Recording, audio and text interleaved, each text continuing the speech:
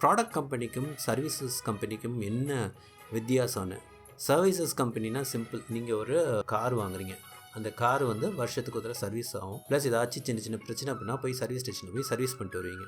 அதுக்கு என்னென்னா அந்த சர்வீஸ் ஸ்டேஷனில் ஆளுங்க அப்பாயின்ட் பண்ணியிருப்பாங்க. ஒரு சர்வீஸ் அட்வைசர் அப்பாயின்ட் பண்ணியிருப்பாங்க, ஒரு மெக்கானிக் அப்பாயின்ட் பண்ணியிருப்பாங்க, ஃப்ரண்ட் டெஸ்க் அப்பாயின்ட் பண்ணியிருப்பாங்க. இவங்களோட வேலை வர காரை ப்ராப்பராக அந்தந்த ஸ்கெடியூல் சர்வீஸ் 10,000க்கு 20,000க்கு சர்வீஸ் பண்ணி அனுப்பணும். ப்ளஸ் ஏதாச்சும் ஃபால்ட்டு சொன்னாங்கன்னா அதை சரி பண்ணணும். அதே தான் இங்கேயும் சாஃப்ட்வேர் இருக்கும். நீங்கள் ஒரு சாஃப்ட்வேர் ஆல்ரெடி ரன் ஆகிருக்கும், ஒரு பேங்கிங் சிஸ்டம் ரன் ஆகிட்டு இருக்குன்னா அதுக்கும் மெயின்டெனன்ஸ் இருக்குது. நைட்டு சில பேக்கப் எடுக்கணும், சில டிஸ்க் க்ளீனப் நடக்கணும், சில ரிப்போர்ட் ஜென்ரேட்டேஷன் நடக்கணும். இதை தாண்டி ஏதாச்சும் ஒன்று புதுசாக ஏதாச்சும் புது இஷ்யூஸ் வந்திருக்கும். ஏற்கனவே போட்ட சாஃப்ட்வேர் சேஞ்சில் இது உடஞ்சிச்சு அது உடஞ்சிச்சு, இதெல்லாம் பார்த்து இப்போதைக்கு டெம்பரரியாக ஃபிக்ஸ் பண்ணி ஓட்டுறதுக்குள்ளது பண்ணிவிட்டு அவங்க வந்து டெவலப்மெண்ட் டீம்கிட்ட இதை சரி பண்ண சொல்லுவாங்க. இங்கே வந்து ஒரு ஆள் அவங்க வந்து டிப்ளாய் பண்ணுறப்ப எவ்வளோ ப்ராஃபிட் மார்ஜின் இருக்கோ அதான் ப்ராஃபிட் பர் எம்ப்ளாயி கான்செப்ட்டுமாங்க. நீங்கள் இந்த ப்ராஜெக்ட்டுக்கு இவருக்கு $20 per ஹவர்ஸ் சார்ஜ் பண்ணால் இவருக்கு வருஷ சம்பளம் 3 லட்சம் அப்படி கொடுக்குறோன்னா, இவரை இதை தாண்டி இவர் உட்காந்துருக்க அந்த என்விரான்மெண்ட், அந்த ஆஃபீஸ் ஸ்பேஸு, இதுக்குள்ளே செலவெல்லாம் போக இவங்களுக்கு ஒரு மிச்சம் வரும். அதுதான் இந்த ப்ராஃபிட், இந்த எம்ப்ளாயி மேலே உள்ள profit. So number of employee ஏற இவங்களுக்கு ஒவ்வொரு எம்ப்ளாயிட்லேயும் உள்ள ப்ராஃபிட் ஏறும். இதுதான் வந்து சர்வீஸ் கம்பெனி.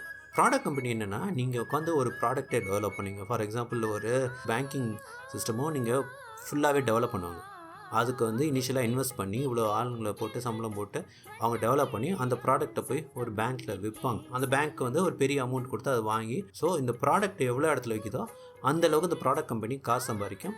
அதுக்கு தகுந்தபடி இந்த எம்ப்ளாயீஸ்க்குள்ளே சேலரியும் பெட்டராக பே பண்ண முடியும். ஏன்னா இங்கே வந்து மார்ஜின் அதிகம். இங்கே வந்து ஒரு எம்ப்ளாயினால் வர லாபத்தை விட அந்த ப்ராடக்ட்னால் வர லாபம் தான். இது எப்படி எடுத்துக்கணுன்னா, நீங்கள் இதே எக்ஸாம்பிள் எடுத்துக்கோங்க. ஒரு காரை வந்து டெவலப் பண்ணுறாங்க, ஒரு புது காரை லான்ச் பண்ணுறாங்கன்னா அந்த காரை டெவலப் பண்ணி டிசைன் பண்ணி ப்ரொடக்ஷன் கொண்டு போய் அதை லான்ச் பண்ணுறாங்களே, ஸோ அதில் இன்வால்வ் ஆகிற இன்ஜினியர்ஸ் தான், அதாவது ப்ராடக்ட் டெவலப்மெண்ட்டில் இந்த மாதிரி நீங்கள் புரிஞ்சுக்கணும். அதனால தான் பார்த்தீங்கன்னா ப்ராடக்ட் கம்பெனியில் வந்து சேலரி நல்லா பே பண்ணுவாங்க.